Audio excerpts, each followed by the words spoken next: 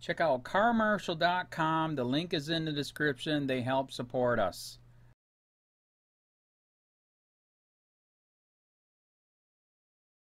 The newspaper and Wink News finally did the stories on the jail deaths at the Charlotte County Sheriff Bill Prummell Jail.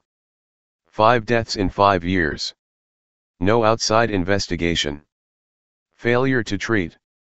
Detoxing inmate never received medication. By Ann Easker. Staff writer. Editor's note: this story was reported after a joint investigation between the Sun newspapers and Wink News. When Rob Tigros came into the medical wing of the jail on August 24, 2015, he said the pod looked like a murder scene. I walked in, I saw oxygen tanks and bloody gloves and defibrillator paddles and more bloody gloves and taser wire all over the place, he said. Inmates were screaming that the cops were murderers. Tigros said, that they killed an inmate who'd been carried out by EMS after a use of force incident. As a trustee in the medical wing of the jail, it was his job to hand out food, but some of the inmates wouldn't eat.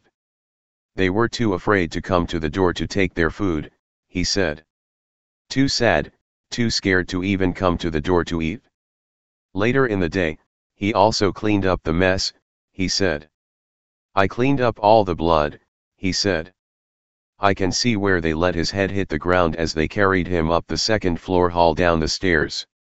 I found blood and hair on the stairs. There was a lot of blood all over the place. It wasn't natural causes. The inmate, Greg Ireland, was still alive at that point, but he died 2 days later on August 26. He never. Failure 4. I don't know that there is one person to blame. I don't know where the chain fell apart, but at that medical facility is the place to start. I don't believe they did their job. Tom Ireland. Father of Greg Ireland. The Wink News story will air at 6 p.m. today. And can also be viewed online at www.winnews.com. Bottom line. The 2015 death of inmate Greg Ireland has sparked a lawsuit against the Charlotte County Sheriff's Office, its jail, and Corizon Correctional Health Care. The Sun newspapers and Wink News investigated the death. See more on page 5 and Viewpoint page 8. Tom Ireland of Port Charlotte looks over past Sun articles and files of his son, Greg, who died in August 2015 after an altercation with another inmate inside the Charlotte County Jail. Sun file photo. Woke up after the incident when he was shocked by a taser 9 times and restrained by multiple corrections officers.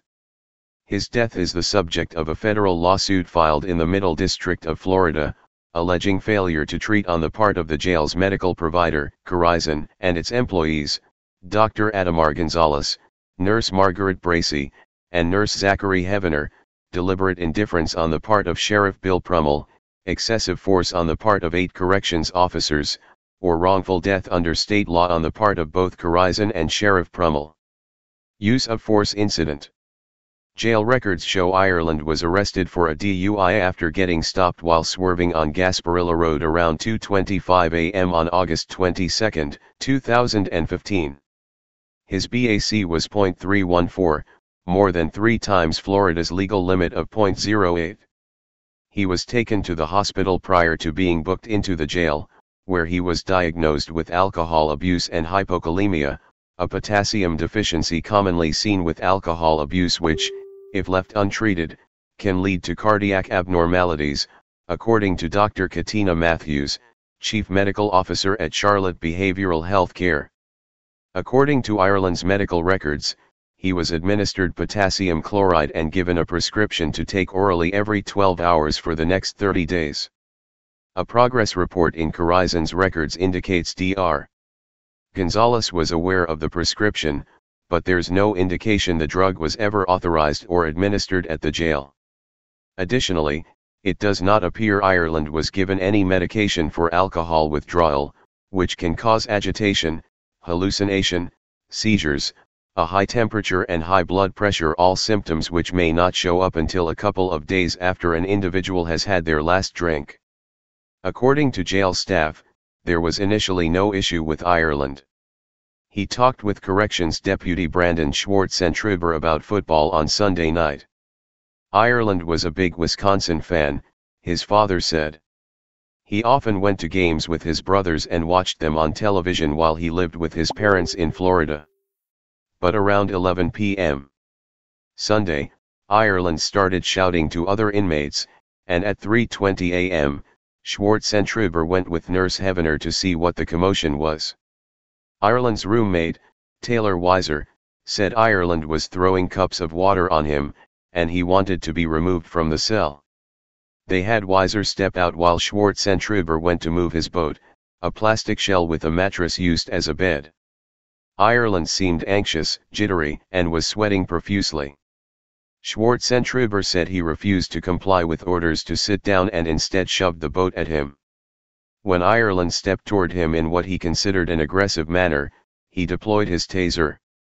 "For my safety and inmate Weiser's safety, I didn't want things to escalate," Schwartzentruber told major crimes investigators afterward. He then called emergency traffic and initiated another taser cycle, but Ireland reportedly pulled out one of the prongs. As officers arrived from other parts of the jail to assist, Ireland kept resisting, they said, later kicking, swinging, and attempting to bite them. "If you can imagine, like a fish flopping," Deputy Schwacko said, struggling to describe Ireland's actions. "Just rolling around." At one point, an officer yelled that Ireland was unresponsive, but by the time the nurse entered the room, he was alert and began swearing at her. Eventually, the officers put him in leg irons and an emergency restraint belt, with straps around his torso, midsection, and knees. They carried him downstairs after putting a spit mask on him, intending to put him under direct observation in a cell with a camera. 2 officers took his legs, 2 took his torso, and 1 stood behind to watch his head. According to Deputy Michael Burnett, they were careful for his safety. "We always carry inmates' feet first," Burnett said. "We don't use inmates as battering rams. We don't want to lead with their heads." Downstairs, the deputies took Ireland into cell 6, but Lieutenant Deborah Barrett informed them the camera wasn't working, so they moved him again into cell 3. By that time, he was no longer making noise. They took the spit mask off and found he was unresponsive. "His face was red, maybe a little purplish or something," said Deputy Albert Burrows.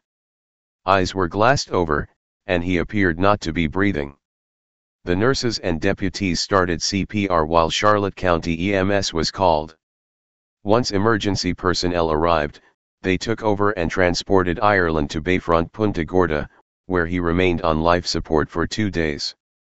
Excessive force. The lawsuit filed by attorneys James Cook and David Lynn on behalf of Ireland's father states each of the officers involved in the incident either used force on Ireland without a penological purpose or failed to intervene to prevent others from doing so, though able. Lieutenant Tabitha Carter, who stayed in control to watch on camera, was not physically present but watched the use of excessive force by monitor and had the ability, by a word by radio, to stop the excessive force and failed to do so, the suit states. Violence by the others allegedly contributed significantly to the stresses of delirium tremens that caused Ireland's death. Crime scene photos of Ireland's body show bruising across his body and a gash on his forehead. Blood was spread across the floor of his cell. According to the autopsy, his sternum and ribs were fractured, consistent with vigorous resuscitative efforts. Although the officers recalled few words from Ireland throughout the incident, some inmates interviewed by major crimes remember differently. Lisa Sarles told investigators when officers told Ireland to get on his back, he said, "I can't, I just got tossed, and, I, expletive, can't, I, expletive, can't." Inmate Nicole Grookett told investigators even before the incident, when Ireland complained about an outburst by another inmate, an officer told him, "Go ahead, please bang on the door. Give me a reason." District Medical Examiner R.H. Imamai ruled Ireland's death natural, but questions remain. Rob Tygros believes Ireland was murdered. Sarles said one inmate called out, "You killed him, when the officers brought Ireland down the stairs. Ireland's father, Tom Ireland, said he's no expert on tasers or alcohol withdrawal, but something seems to have gone very wrong. It didn't seem real natural to be tossed 9 times and stop breathing, he said. You know, that didn't happen naturally. Mike Leoncio, a Tennessee-based consultant and law enforcement expert with 30 years in public safety service, said it's typically not recommended to deploy a taser against someone more than 3 times, or 15 seconds total, unless there are articulable facts that would justify the exposures. Those facts may include officers' safety, the safety of other staff and the safety of the person, who may be a threat to themselves. According to the officers, only 2 of the taser deployments were in probe mode. The other 7 were in drive stun mode, which Leoncio said is intended more as pain compliance. It's very localized, it's very painful, Leoncio said. It's designed more as a deterrent or distractionary sort of tactic. It won't incapacitate them. Leoncio said although tasers can affect the heart, it typically happens right away. If Ireland was able to pull one of the probes out as the officers indicated, it was probably not very effective. If cardiac arrest happens sometime later, it's probably not related to the taser, he said. It's probably an underlying issue. That's not saying the taser couldn't have exacerbated an underlying problem, but typically it affects the heart immediately. Dr. Imamai's autopsy opinion is consistent with Leoncio's expertise. The report states Ireland was awake and vocal, although still disoriented, following the taser applications, so it seems unlikely that the taser applications were the cause of his sudden cardiac arrest.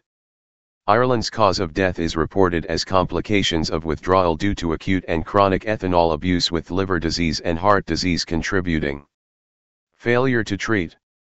During the use of force incident, Nurse Heavener called Dr. Gonzalez 4 times, according to the death investigation. She did not pick up the phone, and he couldn't leave a voicemail because her inbox was full. He did eventually get in touch with another doctor, who prescribed the detox protocol Valium, but Ireland was taken to the hospital before it was given to him. Prior to that, he appears to have been given no medication at the jail. Without treatment, individuals in delirium tremens have a 35% chance of death, according to Dr. Matthews. Both Nurse Bracey and Nurse Heavener were authorized to administer the potassium prescription, according to the suit, but they did not do so. The failure to administer Ireland's prescription is part of what the suit calls a general corporate custom and practice of delaying and minimizing medical treatment to prisoners under its care. It states Corizon typically delays for days the administration of medication already prescribed to inmates entering the jail in order to save on medication costs. The lawsuit also states Corizon short-staffs medical positions at the jail so staff are unable to pay the necessary degree of attention to the medical needs of the prisoners and hires doctors at a lower cost by making low demands on the employee doctors in terms of physical presence at the jail or accessibility on call, so doctors have a less demanding practice or maintain other practices. Corizon would not consent to an interview, but Director of External Affairs Martha Harbin provided Corizon's detox protocol, which states individuals who drink every day are put on a Valium protocol, while those who drink 4 or more times a week are put on observation and started on Valium if they show severe symptoms. Ireland's intake sheet indicated he drank 3 to 4 drinks every other day. Harbin also provided the following statement: Corizon health doctors and nurses have the same training and follow the same clinical practices as doctors and nurses who care for the general public. In addition, our clinicians follow the rigorous standards established by the National Commission on Correctional Health Care, which was created by the American Medical Association and sets the standards recognized by the medical profession and the courts as the benchmark for establishing and measuring a correctional health services program. In fact, the Charlotte County Jail is accredited by the NCCHC and received a 100% score on its last reaccreditation inspection. However, due to a number of considerations, patient privacy and employee safety foremost among them, we will not subject one of our nurses to a media interview. Outliving a child. For Tom Ireland, the lawsuit isn't about money. It's about holding someone accountable. I don't know what all was wrong, Tom said at his home in South Gulf Cove. I think something was wrong, no question. There ought to be a way to prevent it from happening again. For him and his wife, the incident began around 1 p.m. on Saturday when they got a call from Greg, saying he was in jail for a DUI. They needed $5,000 cash to get him out on bond, and banks had already closed, so they told him he'd have to stay there over the weekend. On Monday, Tom got the money and called to find out where to take it. Instead, he was told there'd been an incident. We knew very little except there had been an incident, he said. And that he had stopped breathing and they had resuscitated him, and he was in the hospital. Eventually, hospital staff said Ireland wasn't coming back and asked for permission to remove life support. Tom agreed. It hasn't been easy. Parents shouldn't outlive their children, he said. I hope I don't outlive any of the others. Tom said he doesn't know much about alcohol withdrawal, and he can't say whether it was necessary to tase his son, but it seems somewhere in the system, something failed. I don't know that there is one person to blame, he said. I don't know where the chain fell apart, but at that medical facility is the place to start. I don't believe they did their job, at least from what I see, that they took their responsibility to heart. He said Sheriff Prummell may have nothing to do with it, but he was the head of the organization and knows who he contracts with and who is responsible. The lawsuit states Prummell short-staffed the jail and turned a blind eye toward unqualified or marginally qualified officers who pick fights with inmates or use disturbances as training opportunities or opportunities to take out work-related frustrations. As to Corizon, the suit states Prummell was aware that Corizon had a long-standing and widespread pattern of abuses at his jail and across the country. Prummell and his staff would not comment on the case due to the pending litigation. I'd just like to understand what wasn't followed through on, what went wrong, because something was wrong, Tom said. For the kid, the 47-year-old kid, to go off the deep end in the middle of the night, what could have prevented that? Could what the hospital prescribed, if it had been followed through on, would it have evened things out and prevented the outburst? I don't know what the detox levels are and what they bring about, but this is what it looked like to me. It could have been mitigated somehow. Email, aeasker@sun-herald.com. Charlotte County Sheriff Bill Prummell provided a public tour of the jail after several incidents. Sun photo by Michelle Haskell. Crime scene photo of Ireland's cell after the incident. Photo provided by CCSO. G. Ireland. Hey Charlotte County, this is Charlotte County Cop Watch, and I wanted to explain what fair use is. You can use pieces of news articles if you're doing it for news reporting, you have commentary, and you're doing it for education purposes. So that's what fair use is, as you can see right here. Another reason why I wanted to make this video is to let you know I have just joined with Patreon. A nice thing with Patreon, I make no money on YouTube. They took the money away years ago, and so this is another way to give, and it's a nice thing too because you can give monthly. You can give $1, $5, $10, whatever. I do 4 to 5 hours a day on trying to wake the sheeple up on how corrupt it is and different ways that you can fight the corruption. So Patreon is a way that you can do it, and then of course the old way is still there. Donate to Charlotte County Cop Watch with PayPal or credit card. So keep that in mind. 4 to 5 hours a day. I make no money, but the corruption happened to me and I'm sick of it, so I'm trying to wake people up. But my wife would love it if if we could get some help out there. There's 47,000 subscribers. Just think if each one of you subscribers just gave let's say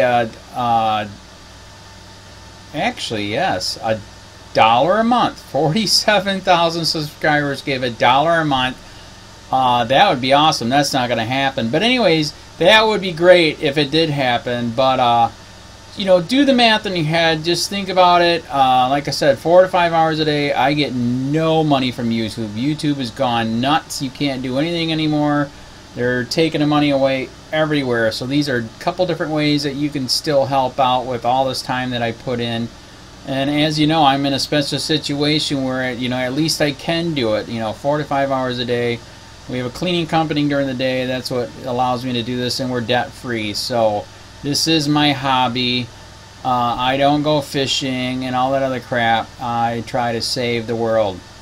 So help me out to make the wife happy, man. In fact, if you guys did give $1 a day, and there was 47,000 of you, and you did it, and each of you gave $1, and that was every month, oh my God, yes, I could quit. I could start suing them. Another idea too that we have is, you know, if I got, you know, some funds, we could actually contact everyone that has been ticketed and or arrested and put in jail and start sending them postcards to let them know we're here, and to see if everything went all right, and if it didn't, find out their story. So we could even do more investigations and more lawsuits. Lawsuits take money.